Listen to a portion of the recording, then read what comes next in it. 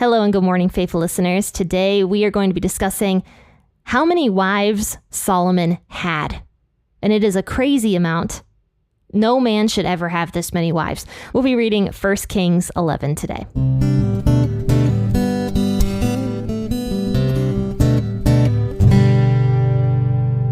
All right, faithful listeners, let's go ahead and grab our cups of coffee or cups of tea, whatever you prefer drinking this morning. I've got a cup of Earl Grey tea. I have a new appreciation for Earl Grey. And you know what? I have to admit it. I'm not a crazy tea drinker yet. Not yet. But I haven't had a cup of coffee in probably 3 weeks, maybe a month. And I have been primarily drinking tea. And that's because coffee just doesn't sit well with me. I would love for it to sit well. Every time I smell it, I crave it and I want it so bad, but it just does not sit well with me. So Earl Grey has been my substitute for coffee because it has a nice flavor and a nice aroma. It's not as tasty as coffee. I'm going to say that right out, but I am enjoying Earl Grey instead of coffee recently. But for those of you crazy tea drinkers out there who prefer tea over coffee for some reason, go ahead and grab your favorite cup of tea and tell me what that is. Contact me and tell me what is your favorite cup of tea. Let's go ahead and read 1 Kings 11, 1 through 13 today. And we're going to talk about Solomon's wives and how they turned his heart away from Yahweh. I'll be reading from the WEB this morning. Now King Solomon loved many foreign women, together with the daughter of Pharaoh, women of the Moabites, Ammonites, Edomites, Sidonians, and the Hittites, of the nations concerning which Yahweh said to the children of Israel, "You shall not go among them, neither shall they come among you, for surely they will turn away your heart after their gods." Solomon joined to these in love. He had 700 wives, princesses, and 300 concubines. His wives turned his heart away. When Solomon was old, his wives turned away his heart after their gods, and his heart was not perfect with Yahweh his God, as the heart of David his father was. For Solomon went after Ashtoreth, the goddess of the Sidonians, and after Milcom, the abomination of the Ammonites. Solomon did that which was evil in Yahweh's sight, and didn't go fully after Yahweh as David his father did. Then Solomon built a high place for Chemosh, the abomination of Moab, on the mountain that is before Jerusalem, and for Moloch, the abomination of the children of Ammon. So he did for all of his foreign wives, who burned incense and sacrificed to their gods. Yahweh was angry with Solomon, because his heart had turned away from Yahweh, the God of Israel, who had appeared to him twice, and had commanded him concerning this thing, that he should not go after other gods. But he didn't keep that which Yahweh had commanded. Therefore Yahweh said to Solomon, "Because this is done by you, and you have not kept my covenant and my statutes, which I have commanded you, I will surely tear the kingdom from you, and will give it to your servant. Nevertheless, I will not do it in your days, for David your father's sake, but I will tear it out of your son's hand. However, I will not tear away all the kingdom, but I will give one tribe to your son, for David my servant's sake, and for Jerusalem's sake, which I have chosen." In spite of the fact that Solomon was the richest, most prosperous king of the Hebrews to date, he did not follow after God, even though God had appeared to him twice and told him to follow after him. The first time God appeared to him was way at the beginning when Solomon first became the king. God appeared to him and said, "What do you want?" Solomon said, "Wisdom." God gave him wisdom and then said, "Walk in my ways." The second time God appeared to Solomon was during the building of the temple. God said, "Solomon, if you and your children walk in my ways, then I will bless you forever." In spite of these two warnings straight from God's mouth, as Solomon gets older, he begins to stray away from God, even though he had these warnings. It says, King Solomon loved many foreign women, together with the daughter of Pharaoh, women of the Moabites, Ammonites, Edomites, Sidonians, and the Hittites, all of which were women from nations that Yahweh told Israel, do not make peace treaties with them, do not have them live among you, don't live among them, and do not intermarry with them because they are pagans. They are going to turn your hearts away from me. Don't do it. And this is not to say that God is against interracial marriage because he is not. He's against people being unequally yoked. I've explained this before, but what that means is a yoke was something that the people used to use to strap together two animals to plow a field. And typically it would be oxen that were yoked in this yoke together. It would be very silly for somebody to take a yoke and strap in like a horse and a ox together, because the horse is a totally different animal, a bigger animal. The yoke would be like tilted sideways, so it just wouldn't fit properly and nothing would get done. You know, the horse and the ox would probably be fighting the whole time. They wouldn't be able to work well together. And the same goes for people. A marriage should be between two people that have the same beliefs, that are on the same page with their beliefs. And that's not to say that you can't have different things that you like or something like that, but you have to have the same core fundamental beliefs. Because if you don't, that marriage is going to be in a lot of trouble because you're just going to fight over everything. So when God tells the people in the Old Testament to not intermarry with people from the foreign nations, it wasn't because he was against interracial marriage. It was because he was against his children, the Hebrews, marrying the pagans and eventually having their hearts turned against God to go follow after these other pagan gods, because these pagan gods are a temptation to everybody. They've been a temptation since the beginning of time, and they still are to this day. False gods are always going to be a temptation. And why is that? Because we can control false gods. We can't control Yahweh. Yahweh does whatever he wants to do. He knows every single outcome possible, and so he's going to choose the best possible way. And a lot of people aren't going to like that because they can't control Yahweh. But for these false idols, they can control those because they make them up. They make them up, and they make up how to worship them. So Solomon ends up marrying all these women. It says he married 700 princesses, and he also married 300 concubines. Now, concubines weren't exactly wives. They were kind of like wife-light, I guess. They didn't have the same standing as a wife of a king, but they had a lot of the same privileges. So that was what a concubine was. And apparently Solomon married 700 princesses, but for the women who weren't princesses that he just thought were beautiful or that he liked or something, he would make those women into concubines because their standing wasn't good enough to be a wife of his. So he had 1,000 women that he was technically married to, okay? That's too many women for anybody. Solomon wouldn't even be able to see all of these women in a year. There's no possible way that he could see every single woman in a year. So all these women are turning his heart away. It says that he held fast to them in love. Solomon joined to these in love. So Solomon begins rejecting Yahweh, who is the source of love and fulfillment, and finding his fulfillment with all of these women. And you might wonder, how can somebody as wise as Solomon make such a silly mistake? How can the man who wrote Proverbs chapter 5, which I'm going to read here, how could this man make such a mistake? Let's read Proverbs 5, 15 through 23. This was written by Solomon. This is from the NLT version. Drink water from your own well. Share your love only with your wife. Why spill the water of your springs in the streets, having sex with just anyone? You should reserve it for yourselves. Never share it with strangers. Let your wife be a fountain of blessing for you. Rejoice in the wife of your youth. She is a loving deer, a graceful doe. Let her breasts satisfy you always. May you always be captivated by her love. Why be captivated, my son, by an immoral woman, or fondle the breasts of a promiscuous woman? For the Lord sees clearly what a man does, examining every path he takes. An evil man is held captive by his own sins. They are ropes that catch and hold him. He will die for lack of self-control. He will be lost because of his great foolishness. So, right there, Solomon understood what it meant to marry multiple women.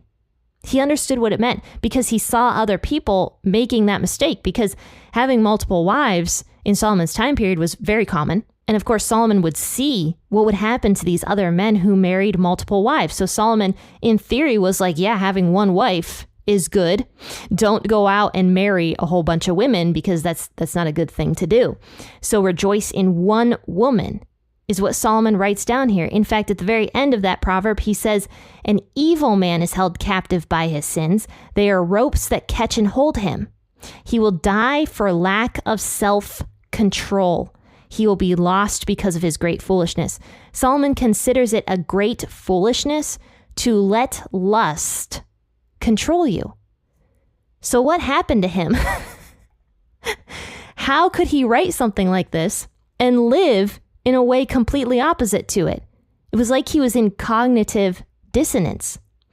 So two things I can think of why Solomon could understand that it was good to have one wife, but then go and marry other women. First and foremost, Solomon was extremely wise, and he knew he was extremely wise.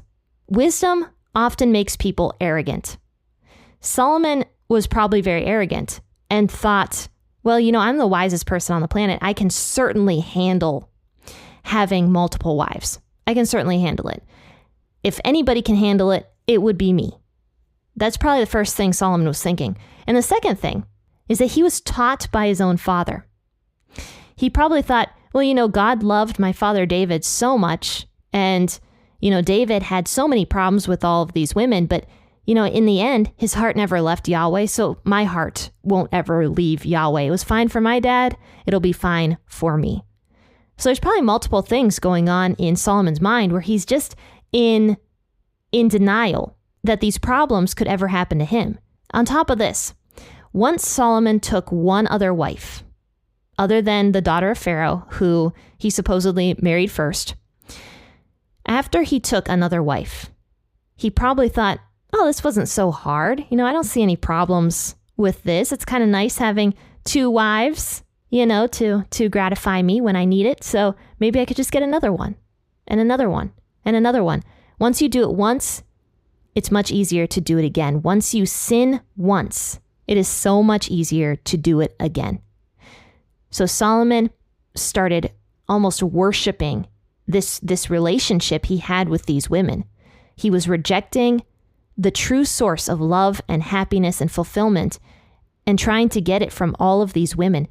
Solomon, it says, had 1,000 women. It says his wives turned his heart after other gods, and his heart was not perfect with Yahweh his God, as the heart of David his father was. So that's another question here. How could David's heart have been perfect with God, even though David had so many problems with women as well?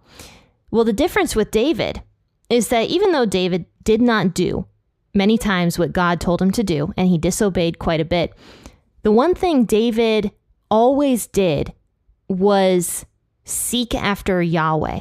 Even when he sinned, he would always apologize to Yahweh. He would have a humble heart. He would say, Yahweh, I did this. I was wrong. I am sorry. And he never had his heart turned towards other gods. In fact, David, throughout all of the Psalms, you'll see that David's heart was always worshiping Yahweh, not other gods, but Yahweh.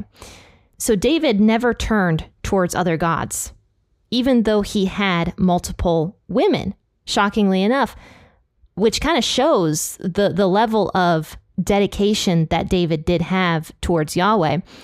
But Solomon, he probably thought, oh, if David could do it, I could do it. But Solomon did, in fact, have his heart turned towards other gods, and his heart was not seeking after God like David, his father's, was. For Solomon went after Ashtoreth, the goddess of the Sidonians, after Milcom, the abomination of the Ammonites. Solomon did that which was evil in Yahweh's sight and didn't go fully after Yahweh as David, his father, did. So Solomon then built a high place for Chemosh, the abomination of Moab.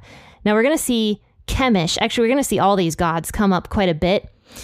This is sort of the first-ish mention of a lot of these gods.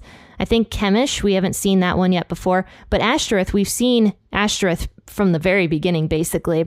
Ashtoreth was always worshipped. She was the goddess of fertility that the Israelites were always, being tempted by, because a lot of like sexual things went into the worship of Ashtoreth.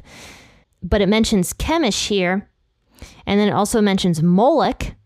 We're going to see Moloch come up a lot because Moloch was the child sacrifice god. Chemosh, on the other hand, was a god that demanded human sacrifice. So Chemosh and Moloch so far were human sacrifice gods. And Solomon is now beginning to worship these gods as well as worshiping Yahweh. I mean, I'm sure Solomon was still going to the temple and still sacrificing, but then he's going to these other temples that he's building for his wives and worshiping with them. Going with his wives and burning incense to a child sacrifice god. And not only this, Solomon was building these temples, putting money and resources into these beautiful temples for these fake gods that ultimately are just demon worship. So he did all this for his foreign wives who burned incense and sacrificed to these gods. So you can imagine why Yahweh was so angry with Solomon. It says, because his heart had turned away from Yahweh, the God of Israel, who had appeared to him twice and had commanded him concerning this very thing. So God knew the future. God knew that Solomon was not going to worship him toward the end of his life. God knew all of this and warned Solomon ahead of time twice. But Solomon refused to listen to God's very own voice. So Yahweh now appears to Solomon one more time. And he says, because you have done this, and you have not kept my covenant and my statutes, which I have commanded you, I will surely tear the kingdom from you, and I will give it to your servant. Nevertheless, I will not do it in your days, for David your father's sake, but I will tear it out of your son's hand. However, I will not tear away all the kingdom, but I will give one tribe to your son for David my servant's sake, and for Jerusalem's sake, which I have chosen. So God appears to Solomon. He says, because you are now worshiping these other gods and making temples for them and marrying all these women and doing basically everything I told you not to do back in Deuteronomy 17, because you're doing all this, I am going to rip the kingdom out of your hand. He says, I am going to take it from your son and give it to your servant. Your son will still have control of one tribe, just one, not the other 11, one tribe, but the rest of the tribes of Israel are going to go to somebody else. But I really enjoy the reason why God says he's not going to immediately tear it out of Solomon's hands. I will not do it in your days, Solomon, for David your father's sake. God is speaking here as if David is still alive. And in a way, David is alive. In fact, every single time we see God talk about those who had died, he always talks as if they are still alive. And he's doing the same thing here with David. He's saying, I'm not going to do it in your days for David your father's sake. Now, if David was dead, and that was just the end of David's life, why would this matter? Why would it matter if God took the kingdom out of Solomon's hands or not? Because David's dead. What is David going to know about it? It's because David is not dead. Because there is a life after death. And God knows the reality of life after death far more than we do. So David is alive. His soul is alive. And God is saying that David's soul is alive. And God is not going to do this to Solomon for the sake of David. So that's a very comforting thought, because God himself is showing that there is a reality of life after death. But to finish out here, God says that he is going to take the kingdom from Solomon and give it to Solomon's servant. So the days of Israel being one unified nation are pretty much done. And Solomon was the one who unfortunately destroyed pretty much everything by worshiping all of these other gods. That is how quickly this happens. That is how quickly your sin starts to destroy things. It might be fun at first. Solomon might have enjoyed all of these women at first, but in the end of his life, he was miserable. He was miserable because we're going to see what Solomon writes at the end of his life. When we get to the book of Ecclesiastes, that was written when Solomon was an old man and he was miserable. You could tell how depressed he was because he was writing to us saying, don't make the same mistakes I made. But even so, Solomon never turned his heart back to Yahweh. So once again, Scripture is proving that it's all about the heart. The heart is the only thing that really matters to God. He looks at our hearts. And so we want our hearts to be dedicated to God. We don't want to make the same mistakes that Solomon made, even though polygamy is not as common as it was back in Solomon's day. Shockingly enough, it is back on the rise. I just read a statistic that said 20% of people actually think polygamy is okay, which is why my sister and I talk about it in our upcoming episode of Discussions.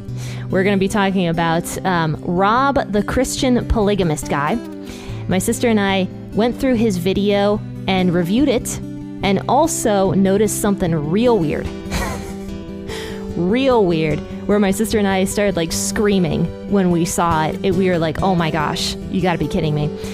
You're gonna wanna check that one out, but you can only view it if you are a Ko-fi member. So go down to the description of this episode and click on the Ko-fi link and become a tea or coffee tier member in order to gain access to the discussion episodes.